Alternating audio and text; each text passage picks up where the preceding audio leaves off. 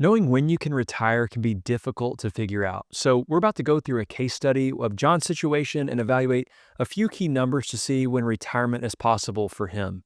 Hi, my name is Jacob Duke. I'm the owner of a financial planning firm, and I help people just like you plan for and live out a successful retirement. And because of the conversations that I have on a daily basis, I see how hard it is to know how much is enough. And this is where John finds himself. He has $500,000 saved so far, and he's currently 50 years old.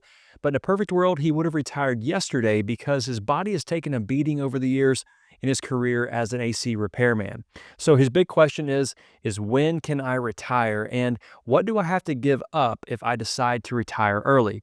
So let's look at his situation to see what he can do. So here we've got John, and his total net worth is about $735,000. He does own a home that's about $450,000 is the value of, but he's got a $230,000 mortgage there, so he does have some equity in that home. The majority of his net worth in terms of liquid net worth is in his 401k, about $500,000, and all of that is going to be tax deferred. So no Roth money in his 401k at this point, and he also has about 15,000 bucks in his bank account. So that's his asset makeup. Now, one thing I wanted to point out there on that is his current investment allocation inside of his 401k is a 50-50 mix. Okay, so he's fairly conservative, I would say, overall in his 401k, but it's 50% stock, 50% bond. So just keep that kind of in the back of our mind. We'll look at that in just a moment as we go through some different things we can maybe change to see how we can improve the situation. All right, so he said, hey, when can I retire?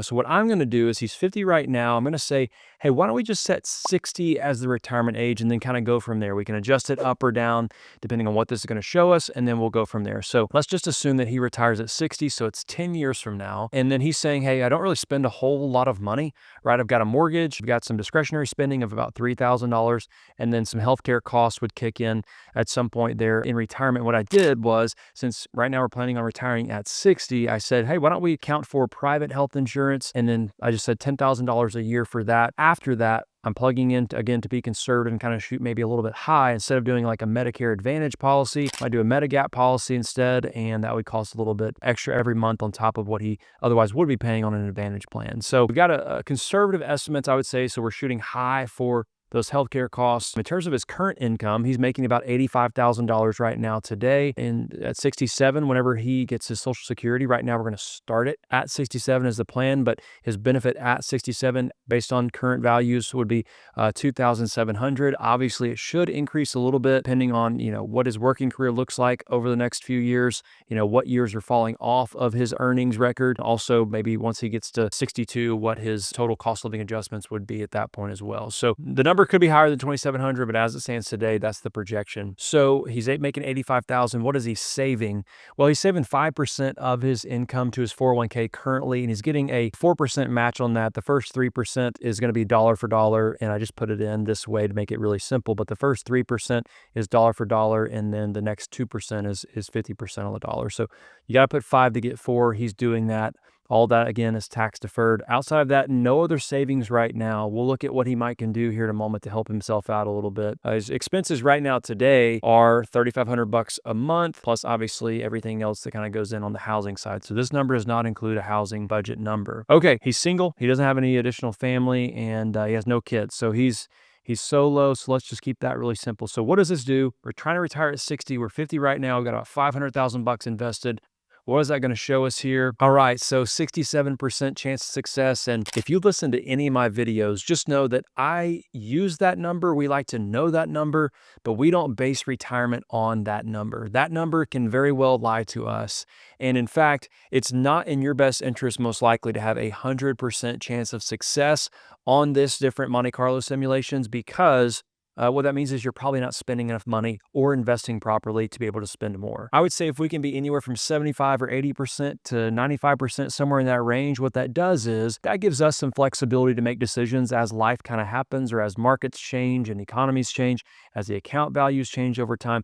Gives you the ability to have some flexibility, but also make sure you're spending enough to be able to enjoy the life you've created for yourself. So we don't want you to have 100% chance of success and not do anything. That's not helpful. That's not the point of retirement. So we want to make sure that we're kind of in a little bit of less than 100% so that we have some opportunity to go enjoy the life while we have it. Okay, what I did as well is I put him living to 90. Obviously, that may or may not be correct. We can look at that, maybe what happens if he dies sooner than that. We'll see how it affects his retirement chances here in just a moment. In terms of his cash flows, we can look really fast here. His income obviously is staying the same from 51 all the way until 60, and he's got a partial year here at 60 in 2034. And after that, he's got no income coming in until, Social Security flips on. We've got that set to 67. So he's got some what we call gap years here. He has no income. It's got to come from somewhere. And if you look over here at the net flows, this is the amount of money he's got to pull from somewhere out of his accounts. He's got to have that coming from somewhere because it's not coming from Social Security yet. So that's what we've got to solve for, at least initially in retirement. We've got to figure out how to fill those gap years so that we're not struggling too bad. Now, what you can also see is while he's still working here, he's making $85,000, and we just kind of have a small raise calculated in there every year. His expenses obviously are slightly increasing as well, but he's saving his 401k, he's saving his 5%. He's also having leftover money every year. So this net flow number, that's a positive number, meaning he's got leftover cash every year. Right now, I think he's spending all of that. But this is showing that we should have some leftover capital every single year, but we could be saving monthly, we could be saving one time a year. But this amount, I've set the system to say, what if we started saving this money every month rather than spending it on whatever, we want to go spend it on, an extra vacation or something during these last 10 years. So what that does is, if you look at this, we've got a 401k that's going to keep growing over time. We're investing in it's hopefully growing. Again, it's only 50% stock. So maybe the growth, again, we'll look at in a second, maybe the growth is curbed just a little bit, but we're also now building out this taxable account. Okay, so we've got a cash reserve, but now we started building up this brokerage account, this investment account here, and that's going to prove to be something that's crucial for anyone who retires, especially before 59 and a half or 60, but also anyone who needs money before Social Security turns on. It helps with that tax diversification, being able to pull money from an account that's not always going to be 100% taxable like an IRA or a 401k. So I'm really excited for him to be able to build this account out. If he can't do that, he might be up a creek a little bit if he's only got tax deferred money whenever he does get to retirement. All right, so we're at 67%. I want to see what are some of the things that we can change to help improve a situation to be able to retire at 60 or maybe even earlier. And then after that, I want to jump into some of the things he said I would like to be able to do, such as maybe buy a truck or go on a couple of vacations. Some of his want tos, I want to add those into the plan based on some of these changes we might make, and then see how it all works out, and if we have to delay retirement a couple years or if we can actually do it on time or perhaps even early. So the first thing that I want to look at is I want to see, hey, we're 50% stock, 50% bonds, cash right now in terms of our portfolio allocation. What happens if we increase that? And the reason that I want to maybe try that, just bump it to 86 really fast, and I'll explain why in a moment. Okay, so that helps out a bunch, right? So 67 to 81%. And the reason that maybe you want to increase your equity position or your risky position, if you will, is because if you think about how compounding works, it doesn't work until you have money in the account. So the first 100,000 that you have to save, that's the hardest thing to do. The next 250,000 and getting all the way to 500,000, that's really hard to do. But once you get to 500,000, that's when you start to see this exponential growth curve start to happen. You get to see, hey, this thing is really starting to roll up. I'm really starting to see some benefit of having this money invested. As before, it's like you're trudging along. It's like, man, there's not much benefit here. What's going on? Why is this not working? Because 10% on 100,000 is $10,000, but 10% on $500,000 is $50,000. So the same 10% across the board, but when you got $500,000 versus 100, it's a huge difference. It's 5 times the benefit to have that money invested at that point. So a lot of people think, hey, as I get older, as I get closer to retirement, I need to decrease my equity portion of my portfolio. And I want to push back on that just a little bit and say, well, if you do that, then you're taking away the highest potential earning years in your portfolio from yourself. And that's whenever you should be capitalizing on the fact that you've got an equity base to be able to go and deploy and actually get higher returns on. So I want to highlight that as we evaluate this, because moving from a 50% stock allocation to an 80% stock allocation makes a big difference for him, and it could make a big difference for you as well. The hard part there is having a plan. So as you get close to retirement, those last couple of years out before 60, so 58 or so in his situation, you might want to think about, cutting back just a little bit, or even better, maybe stop saving to your 401k or stop adding additional money to investments and start building up cash to build out bucket number one, which is your cash bucket. I talk about it all the time, but building cash as you head into retirement is a huge, huge benefit, especially if you retire before you want to take money out of your accounts, such as before 59 and a half, or if you've got these gap years that John's going to have here to help meet your income needs. So building up cash before is going to be huge. So what I would say maybe in his situation is let's increase that stock allocation, at least for now, until we get to a couple years out.